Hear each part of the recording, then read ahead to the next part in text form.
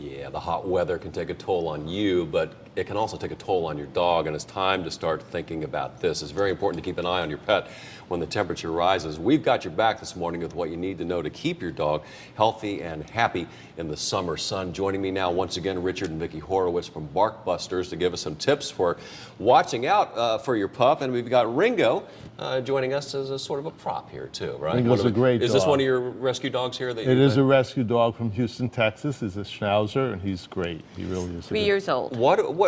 How does a dog owner's mindset have to start changing, Richard, when the temperatures go up? Okay, one of the most important things is to remember not to leave your dog in a car unattended.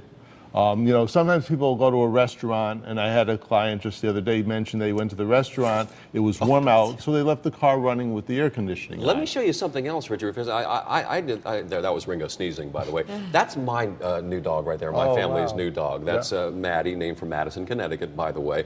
Black as night. Yep. If your dog is dark furred like that, that really adds to the heat factor, doesn't it? Right. Well, it does add to the heat factor. The more of the concern, honestly, is light-haired dogs and light-skinned dogs, because they're the ones that can get sunburned. Oh, really? So it's the opposite of what I Yes, said. so the light skin is more at risk. Right. Their skin is more pink, and they tend to burn easily, and that's why you have to be very careful of exposure to the sun. You want to make sure they get to be in a shady spot. And you also want to make sure that if you're really concerned about them, that you talk to your vet, because there are suntan lotions specially made for dogs that they will not lick off. Sunburned dogs. But, you know, Sunburn's a big something problem. you don't think The other about. thing we got to remember is we cover our feet, whether it's with sandals or shoes or sneakers.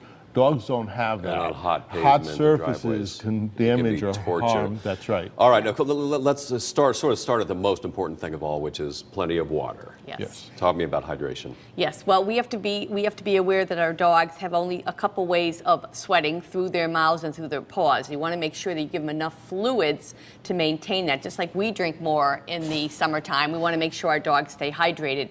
And we don't realize it, but even being outside in the sun and not having a place to shade themselves can cause them to dehydrate, as well as the fact that they don't have as the heat just really affects them. And So we, just have to and make we sure. already touched on, but it's worth mentioning again, the hot surfaces and the sunburn, because again, these are things that, you know, even long-time dog owners might not really come to mind. Well, even in the backyard, if your dog is an outside dog, make sure they have shaded areas or a place that they can go to cool off. And a lot of times, dogs will actually dig a hole just to get into a cooler area of the backyard.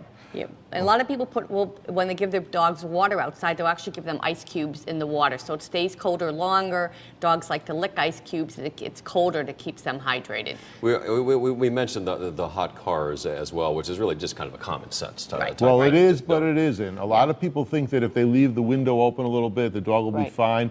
Within 15 minutes, the dog can go into failure. 15 minutes. 15 minutes, that's it. We always focus on water safety for people and for kids because of the increased threat with all the swimmers in the summertime.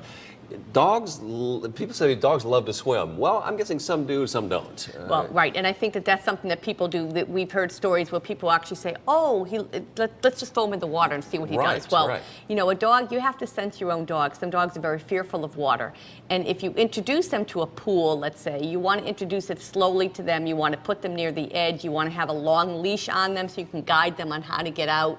You have to really watch your dogs in water, because sometimes they get fatigued and don't even realize they're fatigued, and they could start to go under. So you want to make sure that you always keep a close eye on them. Show them how to get in and out, especially in pools, how to get in and out. Lakes, it's not as much of an issue of them knowing how to get out, because they go in and out the same way. Through the shore, right. Through the shore. But you do have to be careful of different things in lake water, like bacterias, mites, any kind of insects. Of course. You have to make sure you rinse your dogs off well after they get out of a lake or stream, to make sure that you get all those things off of them. You know, like so many things with dog ownership, I've learned you got to keep a lot of stuff on your mind. It's not as easy as it looks. The Horowitzes from BarkBusters, thank you so much for joining us today.